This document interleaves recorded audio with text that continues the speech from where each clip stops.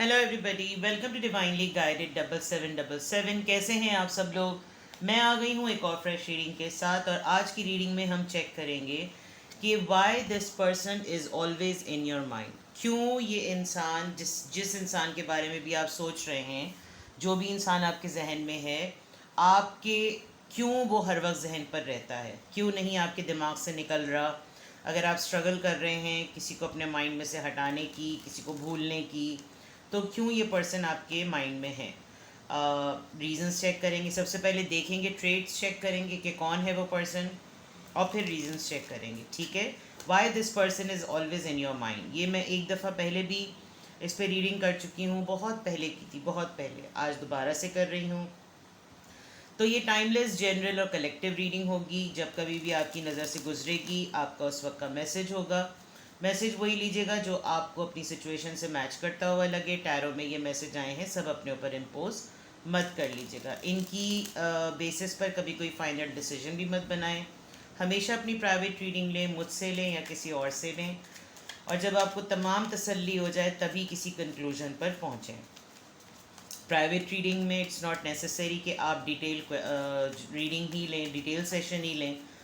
आप एक single question भी पूछ सकते हैं, और जो लोग मुझसे प्राइवेट रीडिंग ले चुके हैं या लेते रहते हैं, वो अपनी बाज़ दफ़ा कन्फ्यूजन को दूर रखने के लिए, दूर करने के लिए सिंगल क्वेश्चन भी पूछते हैं। और मेरा सिंगल क्वेश्चन सिर्फ येस और नो में नहीं होता, वो बहुत डिटेल होता है। इनफैक्ट जो लोग रीडिंग ले चुके हैं सिंगल क्वेश्चन की, उनको इस बात का आइडिया है।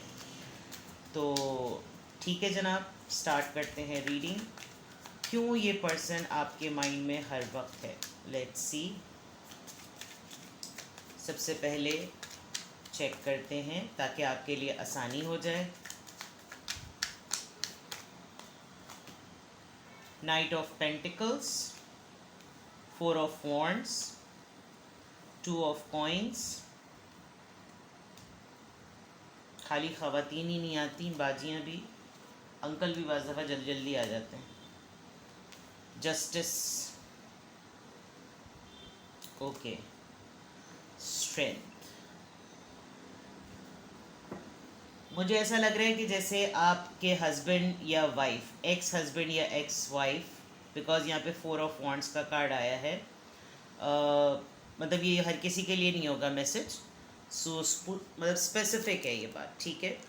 तो कौन है ये पर्सन। एक तो ये कि ये पर्सन, बहुत कुछ आप लोगों के दरमियान हुआ, आप शायद शादी तक सोच पड़े, लेकिन इस पर्सन ने आपको बहुत ही एंड में ऐसा फील कराया कि जैसे हमारे दरमियान तो बस दोस्ती थी, और बाद में आपको पता चला कि इनकी लाइफ में तो हर वक्त ही, जैसे कहना चाहिए कि दो चीज़ों की कोई एक्सक्यूज़ेस रहती है विद द 2 ऑफ पेंटिकल्स। हर वक्त ही जो है ये किसी ना किसी दो चीज़ों में घिरे हुए रहते हैं। लिब्रा साइन हो सकता है, लियो साइन हो सकता है, एरीज, लियो, सेजिटेरियस, टॉरस, वर्गो, कैप्रिकॉन तो नज़र आ ही रहा है।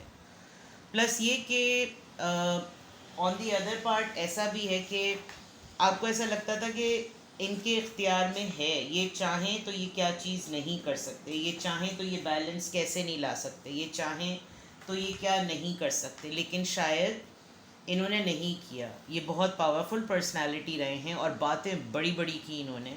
मतलब बड़ी बड़ी करने से मुराद ये कि जैसे मैं चाहूँ तो मैं ये कर दूँ, मैं चाहूँ तो मैं वो कर दूँ, मेरे इख्तियार में सब कुछ है। और लेकिन जब उसको प्रैक्टिकल एक एक्शन का लबादा देने की बारी आती थी, तो इनके पास हमेशा कोई दो सिचुएशंस की एक्सक्यूज़ेस होती थी, यार अभी ये है, यार अभी वो है, और फला ढमक।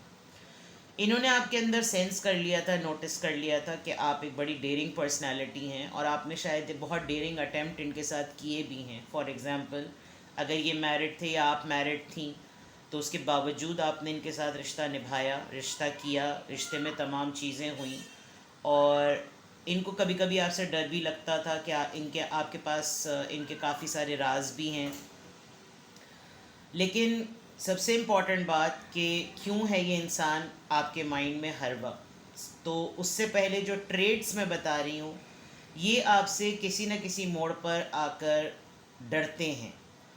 और डरने की वजह ये है कि इनको पता है कि अगर आप निभाने पर आएँ तो आप बिल्कुल ऐसे निभाएंगे, और इन्हीं की शील्ड बनने पर आएँ तो आप ऐसी ही शील्ड बनेंगे। दूसरा ये कि आप खुद एक बहुत ही इंसाफ करने वाली शख्सियत हैं, तो अगर आपको इंसाफ नहीं मिलेगा तो डेफिनेटली आप उस जगह पर नहीं टिकेंगे।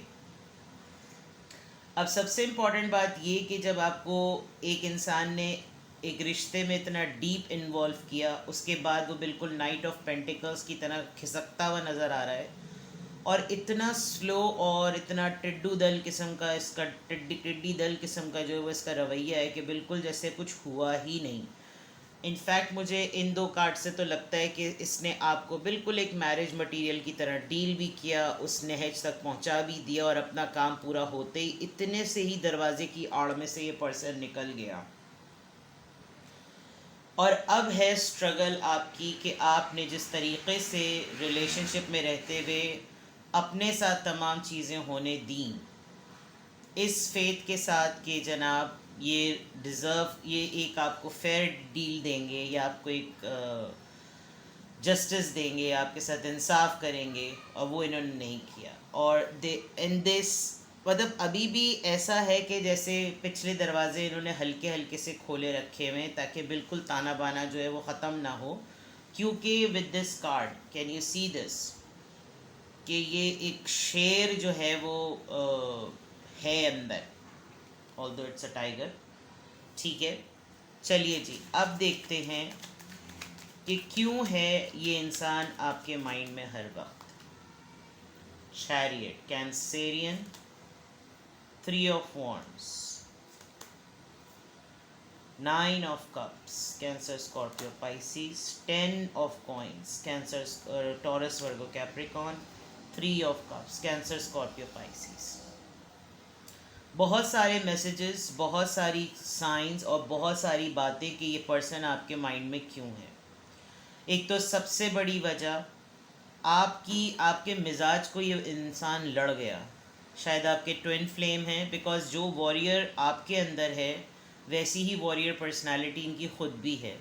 विद द चैरियट कार्ड इन्होंने आपसे डिलिबरेटली डिस्टेंस मेंटेन किया है, क्योंकि एक अगर ये डिस्टेंस मेंटेन ना होता तो ये बहुत बड़ी पॉसिबिलिटी है कि आपकी इंटेंशंस को देख कर कि आप कितना फैमिली पर्सन हैं, आप कितना मैरिज मटीरियल पर्सन हैं, अगर ये आपके साथ सीरियसली शादी ना भी करते तो भी बहुत बड़ी पॉसिबिलिटी थी कि ये आपके लिए कोई ना कोई फ़ैसला ज़रूर ले लेते, क्योंकि ये आपसे डिटैच तो नहीं हो सकते। और उस वक्त तक अगर आप लोग डिटैच नहीं भी हुए थे, या इस वक्त अगर आप लोग नो कांटेक्ट और डिटैच मोड में हैं, तो जो सबसे बड़ी बात थी, जो आपकी वनरेबिलिटी भी बनती है और आपका एडवांटेज भी बनता है, वो ये कि ये आपके साथ बहुत अपने आप को कंप्लीट फील करते हैं। यानी आपने शायद कोई पाबंदी नहीं लगाई होगी, आपने कोई कंडीशन नहीं सेट की होगी, क्योंकि आपको मोहब्बत हुई, क्योंकि आपने, और काफ़ी दीवाना वार मोहब्बत मैं देख सकती हूँ यहाँ पर। ये इंसान विद द चैरियट कार्ड आपको लिटरली लड़ा है, यानी कि you were waiting for it, आपको ऐसा ही पर्सन कोई चाहिए था और आप बहुत दूर तक इसके साथ गए हैं। तो ये क्यों आपके माइंड में हर वक्त है, क्योंकि आप और इस पर्सन ने, दोनों ने मतलब बियॉन्ड ऐसी ज़िंदगी गुजारी है कि जिसमें कोई कंडीशन, कोई रूल, कोई उसूल, कोई पाबंदी लागू नहीं होती। आपको लगता था सिर्फ ज़िंदगी की एक यही कमी है कि हम ऑफिशियल रिलेशनशिप में नहीं हैं, वरना ऐसा क्या है जो हम दोनों के दरमियान नहीं है। फिर इतना इंटेंस होने के बाद अगर आपको फ्रेंड जोन कर दिया जाए तो आपके लिए ये बात काबिल कबूल नहीं हुई, क्योंकि हर चीज़ जब रिश्ते के अंदर हुई, हर चीज़ जब उस प्रोसेस में हुई, तो फिर फ्रेंड जोन करना, हल्ला गुल्ला करना, बहुत अच्छी मेमोरीज़ हैं आपकी इस इंसान के साथ। विद द 3 ऑफ कप्स आप लोग लिटरली हॉलीडेज़ पे गए हैं, वीकेंड साथ गुजारे हैं, हैंग आउट बहुत ज़्यादा किया है, डाइन आउट बहुत ज़्यादा किया, आप लोग की डेट्स बड़ी इंटेंस होती थी, आप लोग बहुत अच्छी तरीके से। And with the 9 of cups आप भरपूर, यानी आप लोग मिलते थे तो कोई शिकवा शिकायत नहीं कि इतने दिन कहाँ थे, क्यों नहीं बात की, कहाँ पर हो, किधर बैठे हो, क्या सांस ले रहे हो, कौन है आसपास, ये वो टिकड़म तगड़ुम तिड़िंग, कोई कुछ नहीं। जब मिलना तो बिंदास मिलना। With this card I also feel कि ये पर्सन लिटरली आपसे ट्रैवल करके मिलने आता था। अब this travel could be any sort of, by air भी हो सकता है, बाय कार भी हो सकता है, सिटी टू टाउन हो सकता है, सिटी टू सिटी हो सकता है। बट जितनी स्पीड से ये पर्सन आपके पास आता था तो यू यूज टू फील इसने आपको लिटरली 10 ऑफ कॉइंस के थ्रू आपको बिल्कुल ऐसा फील कराया। ये आपकी फैमिली में से भी हो सकता है person with the 10 of pentacles. ये एक्स भी है, बिकॉज यहाँ पे मुझे लग रहा है कि आपके एक्स हस्बैंड या एक्स वाइफ भी हैं, आप लोग कांटेक्ट में भी हैं। दो चीज़ें तो इंडिकेट कर रही हैं कि ये फैमिली में से ही है। और अगर फैमिली में से नहीं है तो इस पर्सन ने लिटरली आपको फैमिली तक पहुँचाया, यानी कि you can be my family. इन्होंने इस तरह की आपको फील करवाई जिसकी वजह से आप कहीं बहुत अरसे तक जो है वो अपने आप को जोन में से निकाल भी नहीं सके।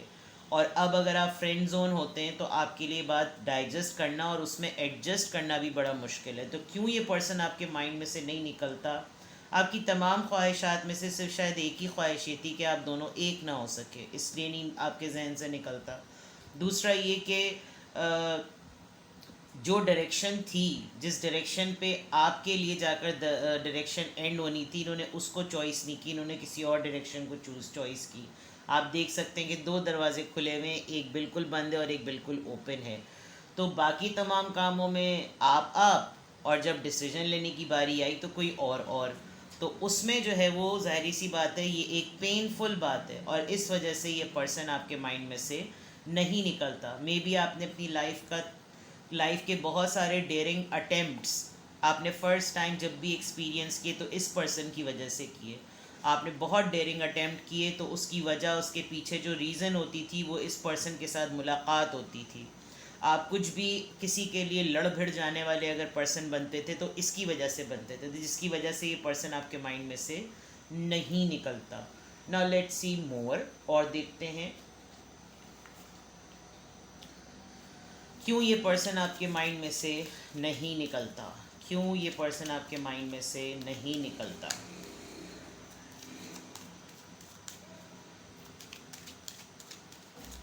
कुछ लोग ब्रेकअप के बाद बहुत स्ट्रगल कर रहे होते हैं, सोचते रहते हैं क्यों किया क्यों किया। उनको 10 तरह की तसल्ली भी मिल जाए फिर भी वो यही सोच, क्योंकि वो सुनना चाह रहे होते हैं उसके खुद के मुंह से कि क्या वजह थी जिसने ब्रेकअप किया, मुझे छोड़ दिया, क्या वजह थी, क्या रीज़न थी। और जब हकीकतें पता भी चल जाती हैं तो भुलाना बड़ा मुश्किल हो जाता है। लिटरली लोग प्राइवेट रीडिंग में स्ट्रगल करते हैं, पूछ रहे होते हैं कि मैं कैसे करूं। तो मैंने सोचा कि मैं I mean it is difficult, definitely it's very difficult. Honeymoon, क्यों ये पर्सन आपके माइंड में मुस्तकिल है। पैशन, जैसे मैंने कहा ना, आपने बहुत सारे डेयरिंग अटेम्प्ट किए हैं और डेयरिंग अटेम्प्ट आपको सामने नज़र भी आ रहे होंगे। आपने हॉलीडेज़, आप बहुत पॉजिटिव थे, आपको अब भी आपकी गट फीलिंग ये कहती है कि जिस तरीके से ये आपके सर पे सवार है और आप इसको नहीं भुला पाते, ये इंसान भी आपको नहीं भुला पाता। Because I think you been the best part of their life and whatever they did to you they cannot forgive themselves. ये अपने आप को भी नहीं माफ़ कर सकते और आपसे तो इनको अच्छी तरीके से पता है माफ़ी कभी नहीं मिलेगी। आपने बहुत अच्छा टाइम दोनों ने गुजारा है, लिटरली जिसे कहना चाहिए ना, आप लोगों ने हनीमून फेज़ गुजारा है कि एक साथ रहना, एक साथ एंजॉय करना, एक साथ तमाम चीज़ें करना। You people really had the best time. और एक बड़ी आपकी एंजलिक किस्म की जो है वो आपकी आपको इनसे वाइब मिलती थी, एंजलिक टाइप। और उस फॉर्म में जो है वो आपको फील होता था दैट यू शुड सरेंडर। आप सब कुछ उसके सामने आप अपना आप सौंप देते थे और आप बहुत इन्जॉय करके कोई फोर्स नहीं थी। आप भी अपना लव फेज़ बहुत अच्छा इन्जॉय कर रहे थे और आप till date you are very positive because you know deep down inside आपकी गट फीलिंग कहती है कि आप जैसा बंदा भी इसकी ज़िंदगी में कोई और नहीं होगा और इस जैसा बंदा भी आपकी ज़िंदगी में कोई और नहीं होगा। लेकिन डेफिनेटली आपको इन्होंने चॉइस नहीं किया। क्या रीज़न्स थी वो आप बेहतर अच्छे तरीके से जानते होंगे, लेकिन उसके बरअक्स अगर देखा जाए तो बहुत सारी ऐसी चीज़ें हैं जिसकी वजह से ये पर्सन आपके माइंड में से नहीं निकलता। बिकॉज द बेस्ट थिंग्स, जो ज़िंदगी की सबसे बेस्ट चीज़ें हैं डेयरिंग अटेम्प्ट के अलावा भी, वो आपने डेफिनेटली इनके साथ गुजारी हैं। लेट्स सी मोर।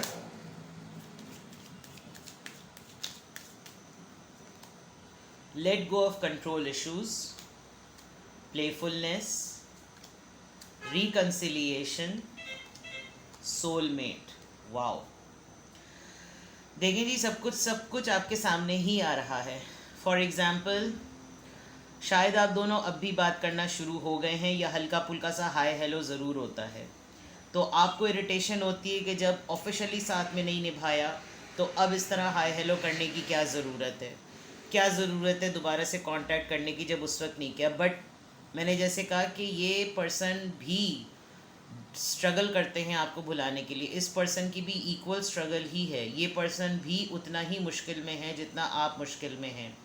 तो कभी कभी भूले भटके कोई एक वाइब आती है, कोई एक जोश आता है, ख्वाब आता है, तड़प के याद आती है, और फिर ये पर्सन लिटरली कहीं ना कहीं से आपको साइन मिलता होगा, और फिर आपको परेशानी होती होगी, उलझन होती होगी कि वाई क्यों आ रहा है ये मेरे जहन में, क्यों मुझे इसकी शक्ल याद आती है, क्यों मुझे इसकी बातें याद आती हैं, क्यों इसने मुझे मैसेज किया, अब कांटेक्ट करने की क्या ज़रूरत है. तो द रीज़न इज़ एक्चुअली कि ये ख़ुद भी 100% मंज़र से गायब नहीं हो रहा, और ना आप 100% गायब हो रहे हैं. कभी कभी इनको रियलाइज़ होता है कि इनकी लाइफ का वो स्पार्क जो है वो अभी भी मिसिंग है. तो वो जब वो बहुत ज़्यादा एक्सट्रीम लेवल पर उसको याद करते हैं तो डेफिनेटली आपके जहन पर भी वो एनर्जी इफ़ेक्ट करती है. शुरू में ऐसा हो सकता है कि इन्होंने जो चीज़ें डिसीजन पॉइंट ऑफ व्यू से आपके लिए नहीं की, उसमें इनकी अपनी फैमिली का कोई कंट्रोल इशू ज़रूर होगा, बहुत ज़्यादा चेक एंड बैलेंस होता होगा, और अगर फैमिली पे नहीं होता तो शायद आप दोनों के दरमियान इस, जबकि आपकी तरफ से तो मुझे लग रहा है कि आपने बड़ा फ्री स्पिरिट इनको रखा हुआ था. बिल्कुल भी आप चेक एंड बैलेंस नहीं करते थे, आप कोई पाबंदी नहीं लगाते थे, कोई शिकायत नहीं लगाते थे. लेकिन ये चाहते, जस्टिस के कार्ड से बहुत क्लियर हो रहा है कि बहुत सारी चीज़ें इनके अपने हाथ में थी. ये चाहें या ये चाहते तो ये बहुत कुछ जो है वो उसको सस्टेन रखने के लिए, कंटिन्यू रखने के लिए कर सकते थे. तो आप बाज़ दफ़ा इस बात को बहुत ज़्यादा सोचते हैं कि उसने क्यों नहीं एफ़र्ट की, उसने क्यों नहीं डिटर्मिनेशन शो की, उसने क्यों नहीं ऐसा किया, क्यों फिर ये मेरे दिमाग पे हर वक्त हावी है, ये मेरे दिमाग से, मेरे जहन से क्यों नहीं निकलता, क्यों मेरा और इसका ज़्यादातर मैच होता है. बिकॉज़ मैंने वही वाली बात की कि लड़ गया ये आदमी आपको, और सोलमेट है, आ भी गया. आप इंजॉय करते हैं, कंपनी इंजॉय करते हैं, चाहे आप दोनों दुनिया की नज़र में सबसे कुड़मगज़ किस्म के इंसान हो, लेकिन एक दूसरे की कंपनी में आप दोनों बहुत अच्छी तरीके से इंजॉय करते हैं. बहुत सारे लोग आप लोगों के मिजाजों को ना समझते हो, क्या हर वक्त सड़ी सड़ी मौत की बातें करते रहते हैं. मतलब I am just giving an example. लेकिन जब आप दोनों एक साथ होते होंगे तो यही सड़ी सड़ी बातें आप दोनों को एक दूसरे की बहुत अच्छी लगती होंगी. जैसे फॉर एग्ज़ाम्पल ऑड सी बात है, कोई बोले मुझे गर्मियाँ बड़ी पसंद है, हाय अल्लाह मैं तो उछल जाऊँ. लेकिन अगर कोई कहता है मुझे गर्मियाँ पसंद है तो अजीब सी बात है, क्योंकि हर इंसान को ठंडक, प्लेजेंट मौसम पसंद होता है. तो ये दोनों, अगर आप दोनों अगर एक दूसरे से कहते हैं मुझे तो गर्मी पसंद है, तो दूसरा बोले हाँ मुझे भी आग पसंद है, तो ये ऑड बातें जो कि बाकी लोगों के लिए ऑड है लेकिन आप दोनों के लिए एक जैसी हो. सोलमेट की बातें ऐसी होती हैं, जो उसको पसंद हो मुझको पसंद. तो वो उस तरह की चीज़ों में काफ़ी सिमिलैरिटीज़ थी. और प्लस ये कि आप कंफर्टेबल होते थे, आप इसकी कंपनी में कंफर्टेबल होते थे, तो उस वजह से आपको और भी ज़्यादा ये पर्सन हर वक्त कि मुझे इतना ज़्यादा कंफर्ट कोई नहीं देता, मुझे इतना ज़्यादा अंडरस्टैंड कोई नहीं करता, मुझे इस लेवल पर जाके किसी ने इस तरीके से समझा नहीं है, एडोर नहीं किया, एक्सेप्ट नहीं किया, तो मेरी तो बनती इसी से, मेरी तो लड़ती इसी से. तो इस तरह की चीज़ें जो है ना वो डेफिनेटली आपके जहन से नहीं निकलती, आप एक्सेप्ट नहीं कर पाते, और फिर काबिल कबूल जो है वो कोई और इंसान नहीं है. तो ये रीज़न्स हैं जिसकी वजह से ये इंसान आपके जहन से कभी भी नहीं निकलता. Now definitely I know there has to be an advice, क्योंकि ऐसी मुश्किल में एडवाइस बहुत ज़रूरी होती है. तो लेट्स सी कि आपको क्या करना चाहिए, व्हाट यू शुड डू. मतलब क्या मैं करूं, क्या मैं आपको एडवाइस दूं कि ये बंदा आपके या ये बंदी आपके माइंड में से निकल जाए. अच्छा इंसान है, अच्छा इंसान था, अच्छा वक्त था, तो अच्छी बातें याद किया करें, कर्सिंग वे में याद ना करें. लेकिन लिटरली अगर डिच किया, धोखा दिया, चीट किया, बातें छुपाई, फेयर डीलिंग नहीं की, और अब लल्लूपना दिखाते हैं, डरते हैं, तो फिर तो कर्स ना करें, लेकिन फिर आप एफ़र्ट करें कि आप किसी तरीके से इसको माइंड में से निकालें, बट जो एडवाइस आपके लिए निकलेगी मैं वही आपको बताती हूँ. Ask for help. You really need to consult someone, because अगर आप, what do you really need, be willing to accept support. सबसे पहले तो ये जानना बहुत ज़रूरी है कि आप किस फ्रेम ऑफ माइंड में हैं कि आपको इस पर्सन को भुलाना है.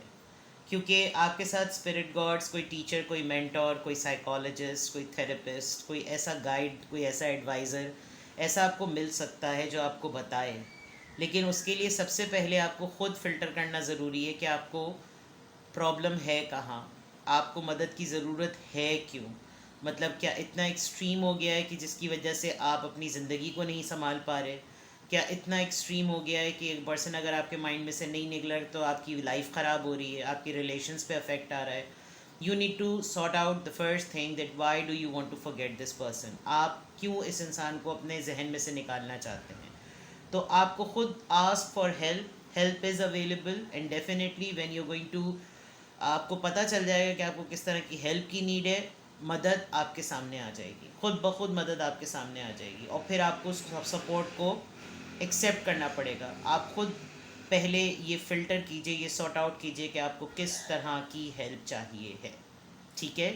तो the confusion, there are two confusion. एक तो ये प्रॉब्लम कि ये आदमी जहन में से क्यों नहीं निकलता, और फिर दूसरा ये कि अगर आप निकालना चाहते हैं तो आपको हेल्प चाहिए किस तरह की. ठीक है. तो यानी कि एडवाइस में भी एक क्वेश्चन आ गया है. अपना बेहद ख्याल रखिएगा. I am available for private reading even for a single question, and private readings are not for free. ठीक है. अपना बेहद ख्याल रखिएगा. Take care. Bye bye.